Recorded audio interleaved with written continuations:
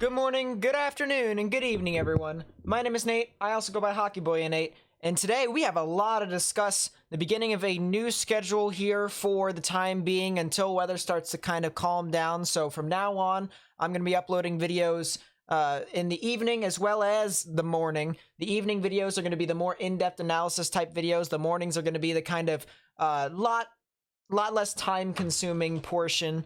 So if you guys are excited for that, please be sure to leave a like, subscribe if you're new, turn on notifications, share this with friends and family and on social media. We're going to be talking about the tropics and severe weather, two threats to the United States. And so, yeah, let's go ahead and get started. I also do have timestamps down in the description down below, as well as little chapters. So if you do want to go jump around to specific parts of the video, you can. This will be a long video. I'm not going to sugarcoat it right here for any of you. So if you don't care about severe weather, or if you don't care about tropics, go to the specific part you want to go see, and it won't hurt my feelings, believe me.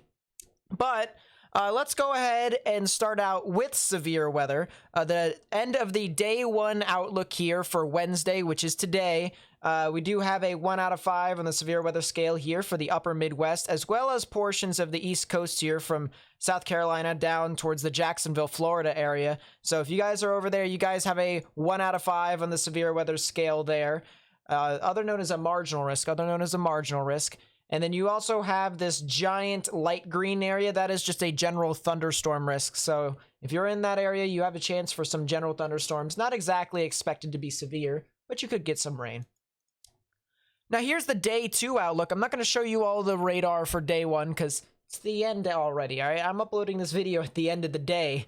I'll be able to upload radar and stuff like that for day 1s in the morning videos, but the evenings, probably not as much. So day 2 outlook, we do have a 1 out of 5 on the severe weather scale here indicated in green, 2 out of 5 in yellow. And so this is really interesting because places of Iowa, Wisconsin, and Illinois, they haven't really seen a whole lot of severe weather this year. So we do have the threat for some severe weather within your general area. And I do believe this could potentially be upgraded as well. It has a 15% chance of seeing 1-inch size hail or larger within a 25-mile radius, a 15% chance of seeing gusty winds 58 mile per hour or above, and then it also has a 2% chance for tornadoes. I do believe it could, the wind risk could be upgraded to a 30% chance, maybe even a 30% significant risk for wind, but still definitely something to say, something to monitor. And if this does get upgraded to a 3 out of 5 on the severe weather scale or an enhanced risk,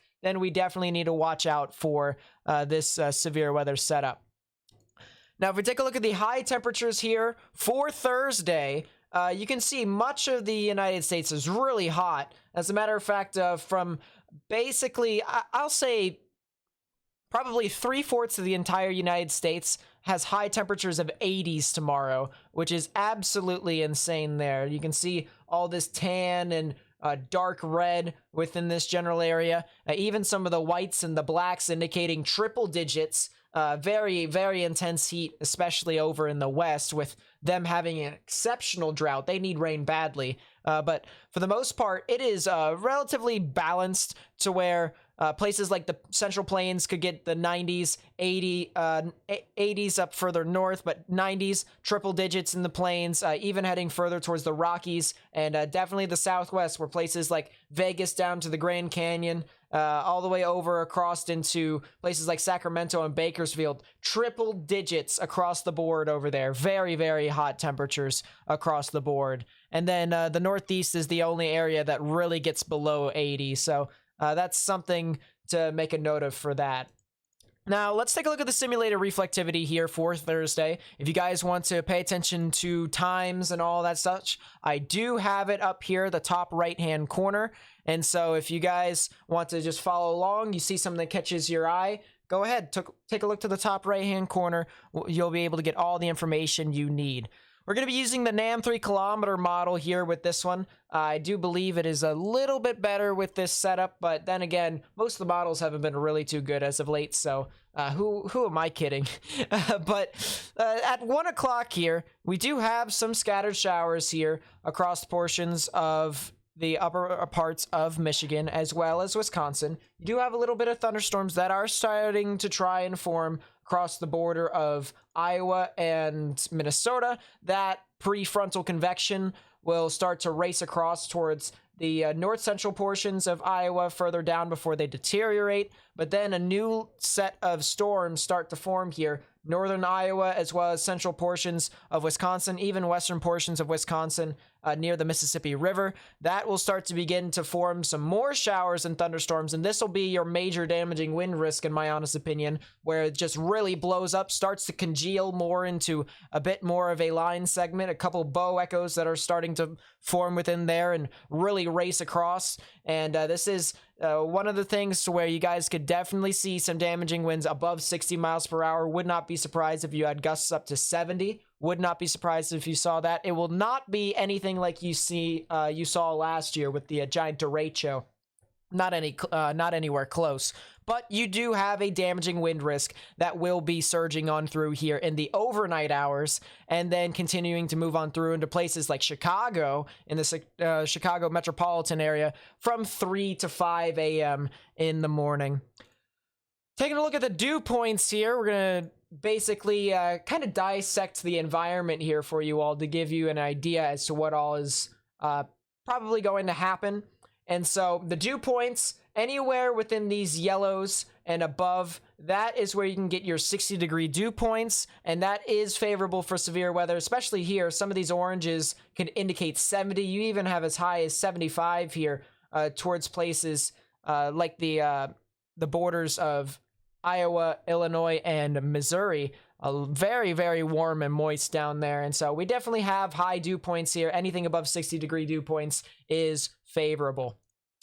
Then we also have our CAPE, or convective available potential energy. This is the measure of your warm air rising and your cold air sinking in the atmosphere. So the displacement between the two can indicate how much energy there is in the atmosphere for thunderstorms to either form or sustain. And so anything above 2,000 joules per kilogram, which is within this yellow right here, that is favorable for strong, severe storms. And this is definitely something to where we're going to want to watch, because as we continue to head a bit further south, we also have these reds, purples, whites, and blacks, and that could indicate higher amounts of CAPE. As a matter of fact, on this graphic here for you all, the maximum amount of CAPE here within this little pocket is an upwards of 5,400 joules per kilogram. That is a lot of CAPE. That is over twice the amount of CAPE that you actually need for strong, severe storms. So there is definitely a lot of energy here for thunderstorms to form.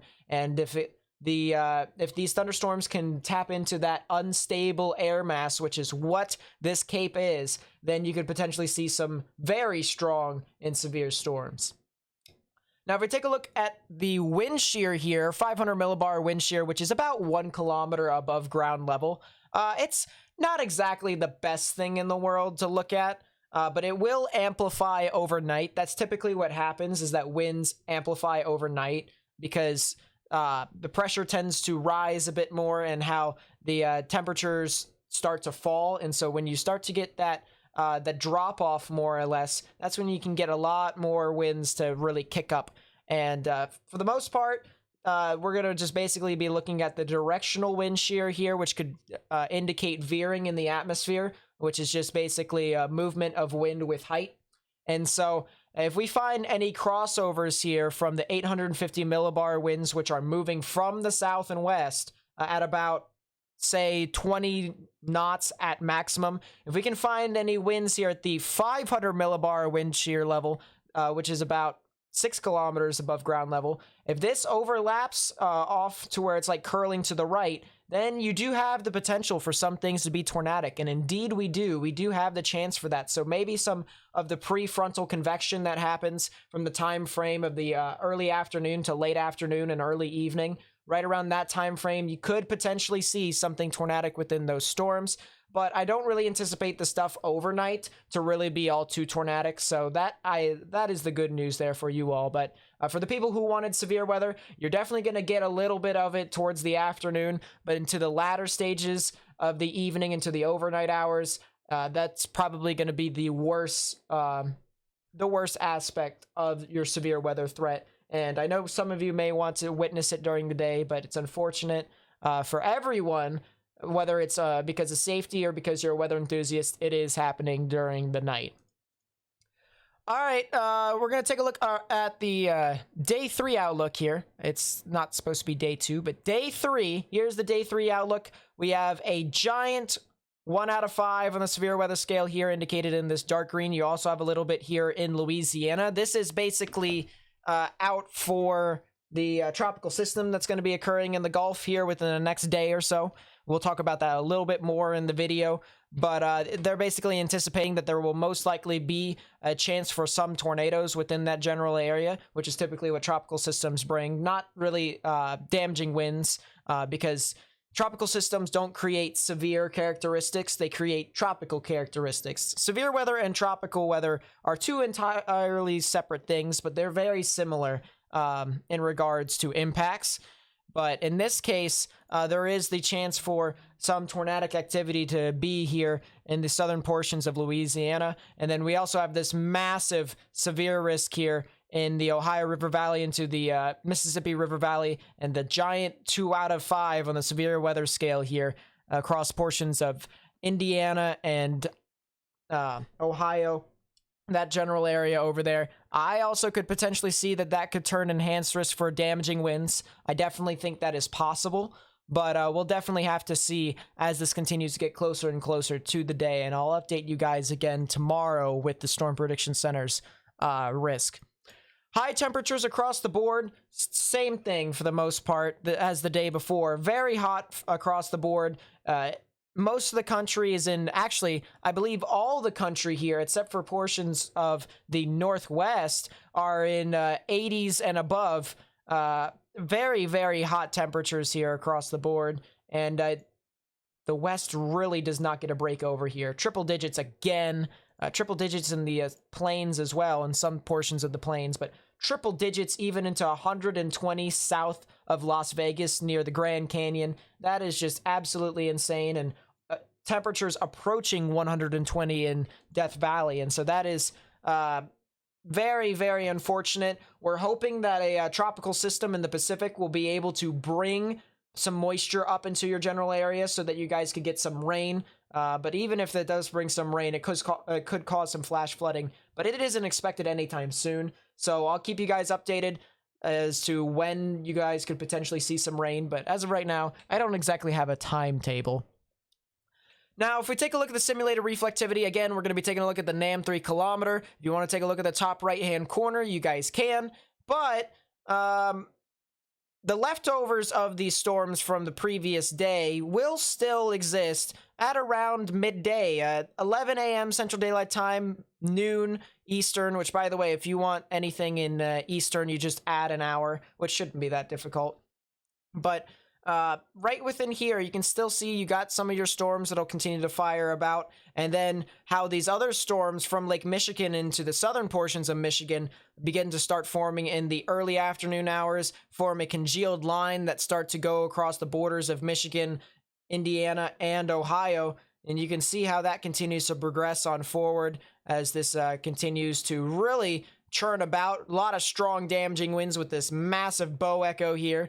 And so we really got a lot of the state here covered by these damaging winds, and more or less anywhere within the 2 out of 5 on the severe weather scale that I mentioned, the slight risk. I really think you guys should probably watch out for this, as this could potentially be a very strong windstorm that could move on through. And as I said, I think this could be upgraded to a 3 out of 5 on the severe weather scale. I definitely could see this being a 30% chance for wind, maybe even a 30% significant chance for damaging winds across the board. But it'll continue to move about. It'll continue to create some damaging winds all the way through into the midnight hours. And so definitely something interesting from that aspect right there. But unfortunately, that's when the NAM 3 kilometer model ends its seeing ability, I should say. So we're just going to go ahead, cut it off right there. We'll talk about it more, talk about Friday and Saturday a bit more in tomorrow's video. But we will get into the parameters here. Dew points are pretty strong as usual. 70s across the board in some of these areas, 60s in some of these yellows. As I said, anywhere within these yellows is favorable for severe weather, 60-degree dew points and above. Our convective available potential energy, as I said, warm air rising, cold air sinking, displacement between the two, more energy for thunderstorms to form or sustain. And we have a lot of it. You want above 2,000 joules per kilogram? You got above 2,000 joules per kilogram. You've got 5,000 joules per kilogram in some of these spots. That's a lot of energy right there for this severe weather setup, and practically double the amount of the required energy for you to need strong severe storms. So there's definitely the potential of something being here with all this untapped, unstable energy in the atmosphere. Then you also have your wind shear here, 850 millibar wind shear, 1 kilometer above ground level. And these winds are moving south, from the south and west, I should say, at about 30 to 40 knots. So this is some pretty strong low-level winds here that are with this storm. And if we go over to the 500 millibar wind shear, you can see there is a little bit of veering here. So the potential for some embedded rotations within that line that moves on through is possible. You might even be able to see some supercells within the line as well. So definitely something that we're going to have to watch out for. I do think that we're probably going to get a 5% chance for tornadoes off of this, but it's a little bit preliminary, so I can't exactly say with the utmost certainty. But regardless, if you are in the 2 out of 5 on the severe weather scale here, you need to really pay attention to Friday. Speaking of paying attention to things, finally, we are here at the thing that we all want to talk about the most, and that is the tropics. We now have only one tropical system to talk about because Bill kind of just died. It became post-tropical as it went off to Newfoundland. And the disturbance over here that was in the MDR, the main development region, also kind of died. It had a lot of dry air, a lot of wind shear, and that stuff is not favorable for tropical systems to form. And so it just basically deteriorated. But we do have Invest 92L still here. It's still existing. It's not really doing a whole lot as of late, but it is expected to do something tomorrow, Friday, and Saturday. So that's the reason why the National Hurricane Center has given this a 70% chance of formation over the next 2 days and a 90% chance of formation over the next 5 days. So anywhere within this red little box, I almost called it a box, red little circle, that is where you could potentially see your tropical system to form. And that would be really interesting. It'll be our C name, which I'd have to look it up here real quickly. Tropical System Names 2021. And this name would have to be Claudette. So Claudette could potentially form off of this as this continues to move on through. So Invest 92L, definitely something that we have to watch out for. We also have a couple things to talk about here in the Pacific. Post-tropical cyclone Carlos is kind of off and dead. It's still battling through that unfavorable conditions, unfavorable air mass over there. So they have designated this as post-tropical. And we're not expecting that to be anything too significant anytime soon. But we do have this tropical system over here that is being watched for the most part. I'm not sure if they've designated this as an invest yet, or at least I'm recording this as of 7:30 p.m. Eastern, and I haven't seen anything. But they could potentially slap an invest on this, and we could potentially be talking about a tropical system within the next 2 to 5 days. As a matter of fact, the National Hurricane Center has designated this with a 40% chance of formation over the next 2 days and a 70% chance over the next 5 days. But we won't talk about that all too much. Let's talk about the thing that everyone wants to know about, and that is Invest 92L. And this thing right here looks like a mess. Oh my goodness, this is going through all sorts of crisis here. Let's talk about it a little bit. So we have a lot of thunderstorms across the board here. A lot of it. I mean, look at this. All these reds and blacks and whites in the middle of those blacks. That's some very high thunderstorms, high top thunderstorms, which we're looking at the infrared satellite here. Satellite data. And so the reason why we want to look at that is because higher up in the atmosphere you get, the colder it gets. So we can take a look at the tops of thunderstorms, see how cold it is. And if it's colder than others, it indicates that it's taller than others. And we can tell how tall thunderstorms actually are just by looking at how cold it is. So with that being said, lot of thunderstorm activity and a lot of motion. You'll see that wind shear is definitely carrying most of these thunderstorms off to the north up here, even off to the north and east in some spots. But you do have some other wind shear that's coming from the northwest, and this northwest flow and this southwest flow is really kind of creating this broad rotation across the board here. And so it's really interesting, to say the least, as to how this is going to form and where, because we do have already a little bit of general spin to this, and there's still definitely a tropical system to, that we're going to want to watch out for. But just by looking at, you know, the GIF that we have here, a lot of activity in Mexico, and some of those thunderstorms could be brought up north to supply this and potentially congeal the center area of low pressure. But as of right now, it does seem as if everything is still a bit tame for tropical systems to form. Now, if we take a look at the water vapor imagery here, we can tell a lot of things just by looking at this. First off, this black space over there, the darker the colors, the drier the air typically is. So up there, that's a lot of dry air up in the United States. In the deep south, central plains, all that dry air city. But then we do have this tropical system here that's really trying to get its act together. And we're going to be wanting to watch out for this, because we can see a little bit of general spin in some of these areas. As a matter of fact, there is a little bit of a general spin right within this area right here. It's a little broad. It's a little broad, but we definitely do have a little bit of spin within that area. And so we're going to want to watch out for that as that continues to move about. That could just be the wind shear that's screaming off to the north, and you could definitely see a little bit of that overlapping characteristics that could create these little embedded rotations. But eventually here, within the next couple of days, the wind shear will let off, and it will head back off to the north as a trough here, which is in place over in that general vicinity with a low pressure system, will head back west, and it will give a window of opportunity for this system to continue to head north. And so just by taking a look at this again, looking at the GIF, you can see how this stuff over at the top left-hand corner is moving west. This other stuff right here, it still has this general broad spin in the atmosphere, and we are really going to want to watch out for that as time continues to move about. Now, if we take a look at the spaghetti model guidance here, it doesn't really tell us a whole lot. This is the GEFS or the GFS model run, and it's not exactly, you know, it's not exactly keen to this thing forming, but that's mainly because this doesn't have a general grip as to where the center area of low pressure is going to form. There's a bunch of little mini spins with this broad rotation, and that's what I was talking about earlier with how you can have little spin-ups within those cloud bases. And so the GEFS is having a very difficult time determining as to where this could potentially go.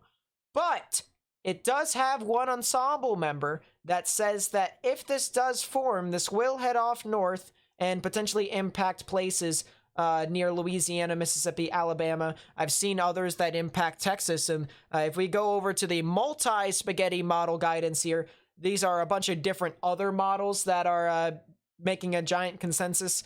And there is a lot of models that are saying that it's probably going to head up into Louisiana. There's a couple that says it's going to steer off west. There's a couple that say it's going to steer off east. But the general consensus here, most of the models do agree that it's staying right within here, right within Louisiana, and definitely something we're going to have to watch out for. I mean, we have, 1, 2, 3, 4, 5 models, even 6 if you want to count the tabs S if it curls around. 6 models that say that this will most likely travel through Louisiana at some point, and so definitely something we're going to have to watch out for. Now, let's take a look at the forecast and the intensity guidance. This isn't a, well, it is technically a multi-spaghetti model, so we'll leave it at that. But the model intensity guidance with some of these models and how strong the actual tropical system is going to be, one of them actually says that it could get close to Category 1 hurricane strength, which is pretty interesting to say the least, because this is a system that has a short amount of time to really get its act together, has a lot of different conditions that could potentially impact it, but we do have a couple models, or at least one model that says it could get into a high-end tropical storm, and we do even have a couple other models that say it could get pretty close to that status. Even some saying that it could potentially become a tropical storm and then dive off again. So really something we're going to have to watch out for. The intensity is most likely borderline tropical depression, tropical storm, but I do believe personally we could see Claudette to form in the Gulf of Mexico, and it will most likely head off north. Now, what I was talking about with the GFS is that it's really having as I said, a difficult time finding out where the center area of low pressure is and sticking those spaghetti models on it. But if we take a look at the simulated radar from the GFS, as I said, if you want timings and stuff like that, look at the top right-hand corner. It'll be there and accessible to all of you. But the simulated radar right here tells us that there is a little bit of a pressure drop here in the Bay of Campeche here in the Gulf of Mexico, and it's really something we're going to have to watch out for as this continues to move on through, and as my phone casually starts to get notifications. I'll throw my phone on my bed there for now, but it does have a little bit of a center area of low pressure right within there, and it is trying to gather as much moisture as possible, but most of the moisture is over here near the Yucatan Peninsula. So in this case, this is really something that we're going to have to watch out for, because you could have a low pressure system develop here, but then with all this convergence up here in all of this moisture and all these thunderstorms, you could potentially see another low pressure system form within there, and it could basically do a little Fujiwara effect where they could spin around each other, or the weaker one just gravitates to the other one and they all become one low pressure system. And so that's exactly what happens here, or at least the Fujiwara effect, more or less, to where they kind of gravitate towards one or another. And within the next few frames here, you can see there's one system right here. You still have another down towards the south. And then as this continues to head closer and closer, there is your dominant low pressure system right there. Already 1,006 millibars according to the GFS, and it hasn't even got close towards the coast. And as that continues to get closer and closer, you can see the tropical system really starts to consolidate here at around 1,004 millibars, and it'll continue to get closer and closer, even 1,005.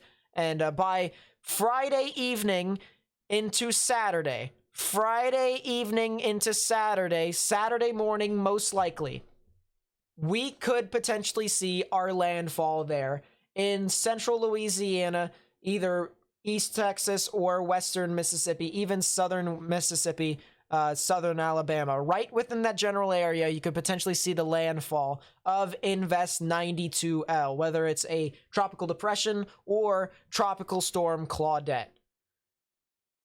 The interesting thing about this, though, is that once this thing does make landfall, it will stick around for a bit. It'll stick around for a couple of days, actually, and for areas that have already seen enough rain, you'll get more, and you'll get a lot more rain. So definitely something that we don't want to see from this. We don't want it to stall out over the states, especially there in the deep south with how much flooding they had over the past week. But it's still something to make a note of as this continues to move on through, moves off to the north and east, and potentially could create some severe weather for places like the Carolinas into the mid-Atlantic. Now, I'm going to take a look at the surface winds here from the GFS, and a lot of you guys who may be a bit smarter in the weather community may think, oh, Nate, you're a weenie. You can't do that because the GFS can't predict winds, and you're looking at it at the surface. It could be over-exaggerated, yada, yada, yada, blah, blah, blah. And I'm going to tell you this. First off, this is probably the easiest way to tell surface vorticity here, just by looking at the surface winds from this. I mean, if you're looking at cyclonic vorticity already, you might as well look at something that creates it. And the second thing is this will be able to tell as to where the center area of low pressure is a whole lot easier. And I'll be able to use the GFS and the Euro for this. And so that's my explanation for using the surface winds here As I said, times at the top right-hand corner, but you can see here, all this is in miles per hour. We have a gradient down at the bottom, so if you want to follow along, we also have the maximum winds down at the bottom right-hand corner for you to follow along as well. But just by taking a look at this, there is your general low pressure system right here. That's what the GFS is picking up on in midday Wednesday into latter day Wednesday here, which is right about now. So right about now, this is exactly what's happening. And then as this continues to move about here into midday Thursday, there is the other one right here, the other tropical system that's going to try and wrap around here. And this is the other little mini vortice that I was talking about, or at least not a mini vortice, a giant vortice to try and form this tropical system. So you have two of them at the same time here, according to this model. And this could potentially steer this other one up north to the point where this one could try and intensify the northern low pressure system, and it could potentially, you know, continue to gain strength after that, in which that's kind of what it does a little bit. This low pressure system doesn't really move a whole lot, but it's gathering a lot of that moisture from the south. We mentioned before that we had a lot of thunderstorm activity in the Yucatan Peninsula, and that moisture from those thunderstorms that are being used up will continue to head off into the center area of low pressure with this. We even already have winds above 40 miles per hour here within the system already, and it's not even hitting the coast yet. So definitely something we're going to have to monitor here. And there's the low pressure system from the south. The south then moves up to the north, becomes one giant consolidated low according to the GFS. And then as this continues to move through, then we could potentially see impacts with storm surge on Saturday, definitely Friday night into Saturday, as well as Saturday morning as this progresses on through, and then all the way out into Sunday. So we're going to take a look at the GIF here. You're going to be able to see how this collects itself with these little mini runs. I decided to do the other frames every 6 hours, more or less, because it's very hard for me to get hourly frames within each little slide. It takes a whole lot of time, and so might as well just create a GIF for you all to see. But the highest wind or the highest reading in miles per hour from this model run was 47.6 miles per hour. That is a tropical storm, and if a tropical storm does form from this, which I do think it's likely, I actually think it's very likely, then it could potentially be 40 to 45, maybe even a 50 mile per hour storm if it does get its act together.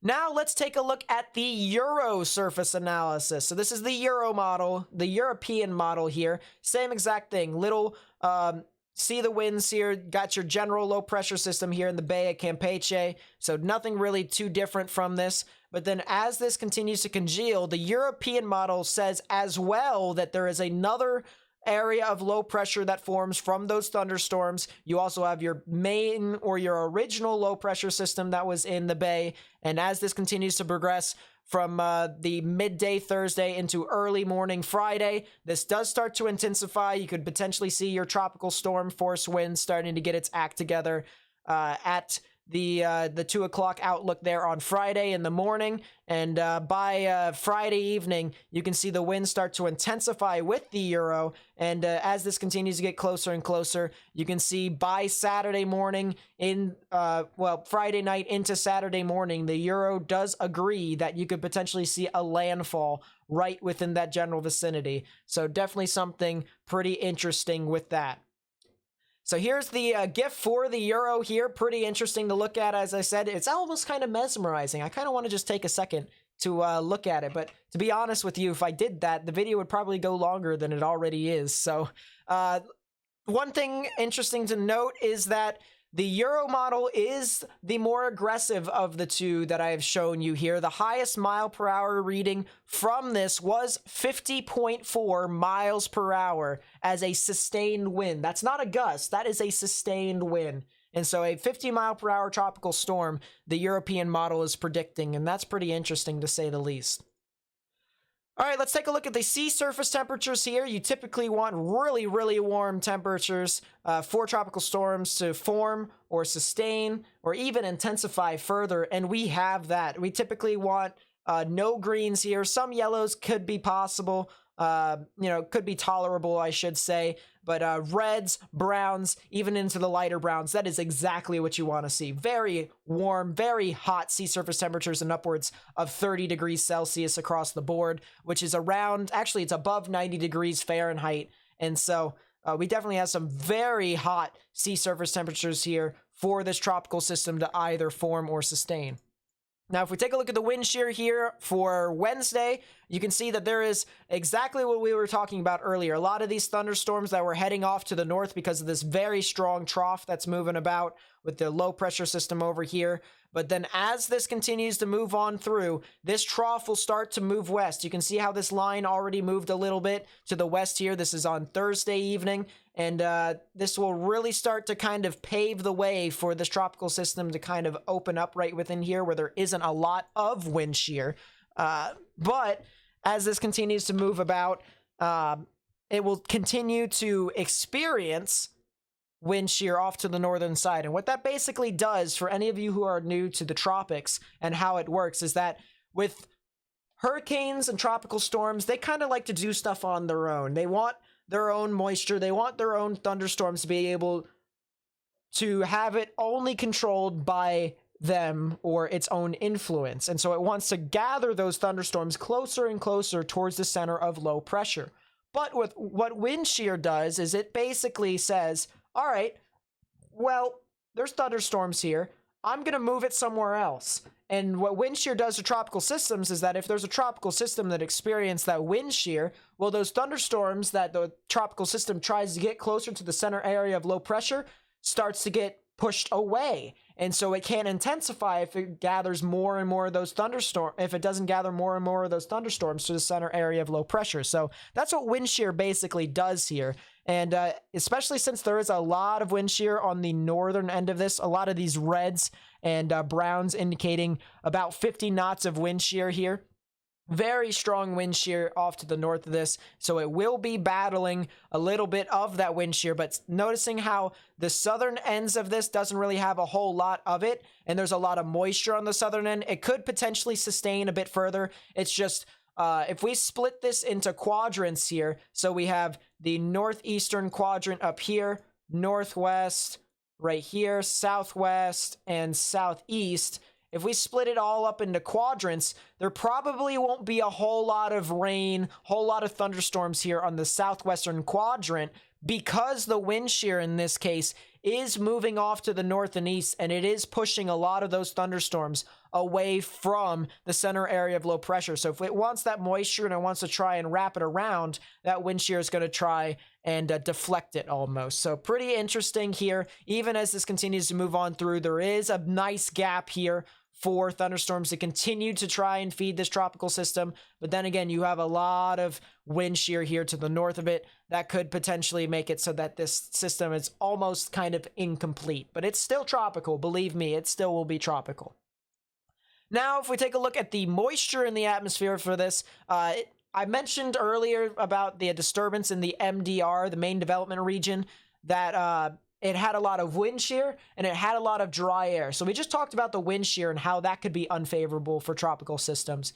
But what about dry air? Well, tropical systems typically are moist. They're relatively moist, and dew points need to be high, humidity needs to be high, and it just not needs to be dry whatsoever. So just by taking a look at this here on Wednesday, there is a lot of moisture here in the Gulf of Mexico, all consolidated within here. We're taking a look at a 4-panel here with different heights in the atmosphere. So this one right here is the lower parts. This is a mid part. This is mid to upper, and then this is the upper part of the atmosphere right here. But in the lower parts of the atmosphere, there's a lot of moisture. But then if we take a look at the mid-level parts of the atmosphere right within here, we see that dry air that we were talking about with that water vapor satellite imagery that we shown in the beginning with Invest 92L. And there's that dry air all indicated in brown. And so as this tropical system heads off to the north, this will interact with that dry air. You can see how it even starts to wrap around here as the low pressure catches some of that dry air and tries to gather it into the center area of low pressure. And you can even tell that this is a part of the tropical system right here because of the flow right within here. So this is the tropical system, same tropical system that we've been talking about, just a little bit lower resolution, so it's not exactly the best thing to look at, but you still have a lot of it, and a lot of dry air really starts to seep around. So on top of the fact that there isn't going to be a whole lot of thunderstorms on the southwestern quadrant due to the wind shear, the dry air could also create a lack of thunderstorms there as well. So another thing to consider as this continues to get closer and closer to the coast, as this could become a little bit deformed, more or less, and create most of its moisture on the northern to eastern sides of the tropical system. But really interesting to say the least. And if we take a look at the Euro model, it says about the same thing. I mean, here's the moisture here at the surface. Here's the mid parts of the atmosphere right within here. And then this is the upper part of the atmosphere right there. So you can see it starts to consolidate here according to the Euro. You can see that little spin there in the lower parts of the atmosphere. A lot of moisture in the upper parts of the atmosphere for this thing. But you can also see that dry air in the mid parts of the atmosphere right about there. And so if this system starts to ingest that dry air like it does on Friday, then you could start to potentially see this thing to become, as I said, a little bit more deformed. Not a whole tropical system, but still tropical nevertheless.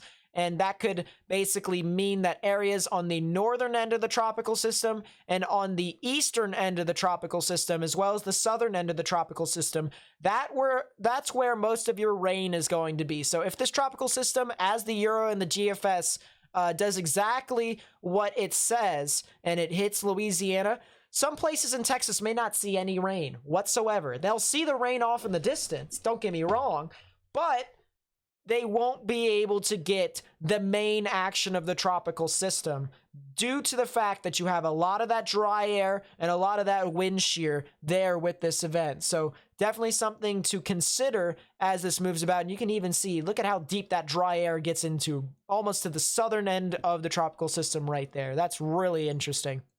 But nevertheless, really is something to watch out for as this continues to move on through. Now, we're going to take a look at the total rain accumulation amounts over 6 hours here from the GFS here. Just real quickly, we're going to take a look at the GFS and the Euro before we get into the total rain amounts. And you can see from the severe weather up there occurring just the day prior, you can see there's a plethora amount of rain up there, but not as much as this tropical system. Look at that. Some isolated amounts here, according to the GFS, and the maximum amount could be in upwards of 6.5 inches every 6 hours. That is little over an inch an hour, everyone, and that could cause some localized flooding on top of the storm surge that is expected to be here. I'd say storm surge in upwards of a half a foot to maybe a foot of storm surge, but really interesting to say the least with this tropical system. A lot of rain falling according to the GFS, and it's a little bit further off to the east compared to the Euro model, where it's a lot more sporadic. It doesn't think the rain will actually wrap around it completely, but you can even see the little bit of the eye of the tropical system right there, the center area of low pressure. And a lot of the rain here is a lot more sporadic, but is still the same amount here. 6.5 inches of rain per 6 hours, or a little over an inch of rain per hour here with this tropical system as this heads into Louisiana. So in my honest opinion, anyone who lives in Louisiana, Mississippi, Alabama, even Florida, I would honestly say that you guys really need to watch out for this. And as we take a look at the Weather Prediction Center's total rain accumulation, I mean, this speaks for itself. Your guides over on the left-hand side for how much rain equals to what color. And we have some of these oranges that equal 5 inches of rain, these kind of browns that equal 7 inches of rain. And then you even have these little isolated amounts down here of these yellows that could indicate above 10 inches of rain that could fall from this tropical system. So some localized flooding, in my honest opinion, is expected. And if you are caught within some of these areas that are flooded, and if you're driving, turn around, don't drown, don't drive into flooded roadways. They appear a lot shallower than they actually are, and that's how people get stuck in flooded roadways. That's what you see on the news outlets and their videos of water rescues and all sorts of stuff. And if you are in a flash flood warning, and if you're in low ground areas, like say Louisiana, where you guys are mostly below sea level, please seek higher ground. You do not want to be caught by flooding, and you do not want to be trapped by flooding. That is potentially life-threatening to life and property. Now, last couple things here, I do want to take soundings of this. Yes, soundings. For people who have watched my severe weather analysis, you guys might be wondering, why are you taking soundings of tropical systems? What will this tell us? And if people who have been on my channel here for the first time and they want to know what the heck is a sounding, well, allow me to answer both of these questions. What a sounding typically does is it samples the environment. So if you think of it this way, if you're trying to figure out what the environment is around a tropical system, why not look at the winds with height here, which is basically your winds or your wind shear, and why not take a look at the environment with height right within here for dry air and stuff like that. That's what they do with dropsons. So why don't we do the same exact thing? So let's take a look at the sounding.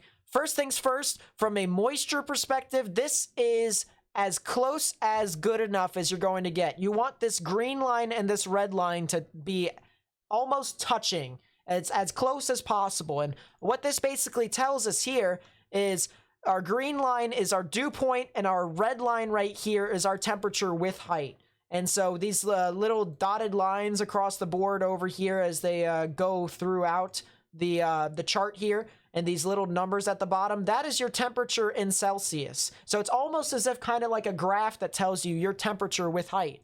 And these little numbers over here on the left-hand side, that is your pressure in millibars. And so that also tells you how high up in the atmosphere it is. Now, depending upon how strong your tropical system is, then it will tell you how high your thunderstorms or how high you are looking at actually. But you want your green and red line to be as close as possible. If you find any large gaps within it, that could spell danger, and you could have some dry air seeping into the tropical system, and that is not good whatsoever. Then if we take a look at the winds here on the side, we typically want the winds to be all in the same direction. So these are all wind barbs. They all indicate the direction of the wind, and so down here at the bottom towards the surface, these are winds moving off to the north, which we took this sounding here in the northeastern quadrant. So that's about good. If we had those winds going to the north and west, then that would probably be a little bit better, but I'm not complaining with northern winds moving off to the north at all. But then you could also see that wind shear here on the northern side of the or on the upper parts of the atmosphere here, and how they change to move to the north and east. And so that could impact your thunderstorms to basically move away from the center area of low pressure. So definitely something that we're going to have to watch out for. Now, the next sounding we took here is in the northwestern quadrant, right in the, well, at least not exactly in the heart of the dry air, but most of the dry air there. And you can see there is a lot more substantial gap here between the green line and the red line right here. And that is a lot of dry air that is seeping into the system. As I said, tropical systems want a lot of moisture. The closest you can get to 100% humidity, which is the temperature and the dew point being the exact same, the better for tropical systems it is. And because they do have a bit of a gap there, you can see that dry air in that sounding. And then if we take a look at the wind shear here, winds are moving to the south and west. So that is good here in the lower parts of the atmosphere, but in the upper parts, they do continue to move off to the north and east. So some of these thunderstorms here in the northwestern quadrant could be basically reflected off and basically move off to the north and east with these other storms that were in the northeastern quadrant. And then last but not least, let's take a look at the southwestern quadrant. This isn't northwestern, this is southwestern quadrant here, just to see how bad the dry air actually gets. And look at this massive pocket of dry air here at 400 to 300 millibars Very, very dry within this general area, and you typically want winds to move to the south and east, similar to what it is at the surface. But here at the upper parts of the atmosphere, even though we do have winds moving off to the east, which is good, you still have some of the wind that's moving off towards the north and east. So that is a little bit of unfavorable wind shear, but the main thing here is the wind shear off on the northern side of the storm and the dry air that is seeping into the tropical system on Friday into Saturday. So my final thoughts for this tropical system, we're going to want to take a look at my tropical cyclone landfall outlook. This is not from the National Hurricane Center. This is my own thing. And just by looking at this right here, this is where I think has the highest chance of landfall from this tropical system. So anywhere within this light red, it's possible. I definitely think you guys could have a potential landfall in your area. I kind of dropped out some of the areas here over near Biloxi and Mobile because I didn't think it was going to head off that far east anymore. But I did add a darker red area right here, which is a probable risk for landfall. So anywhere within that dark red, that is where you most likely could potentially see a landfall. And as we get closer and closer, I'll show you all another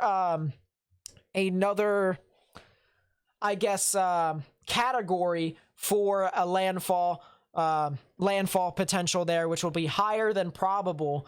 So definitely something that we're going to have to watch out for. But if you live within these areas right here within this dark red, I definitely think that's where the highest chance of landfall with this tropical system could be.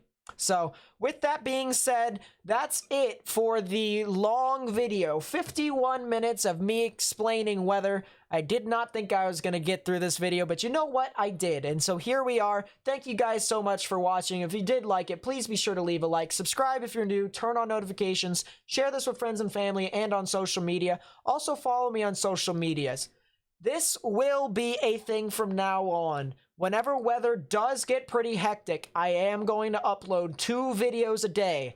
This right here is the analysis for the this is the long video analysis. This gets in depth with all of this, gives you all an idea as to what's happening with the atmosphere. But if you want a shorter video in the future, I will be uploading videos in the morning at around 9 a.m. Eastern Daylight Time, maybe 10 a.m. Eastern Daylight Time, depending upon how much I have to enter into the video.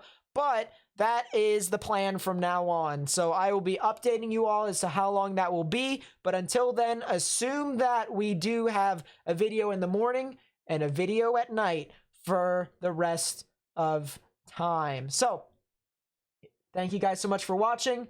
I will catch you guys in the next video. Peace out, everyone.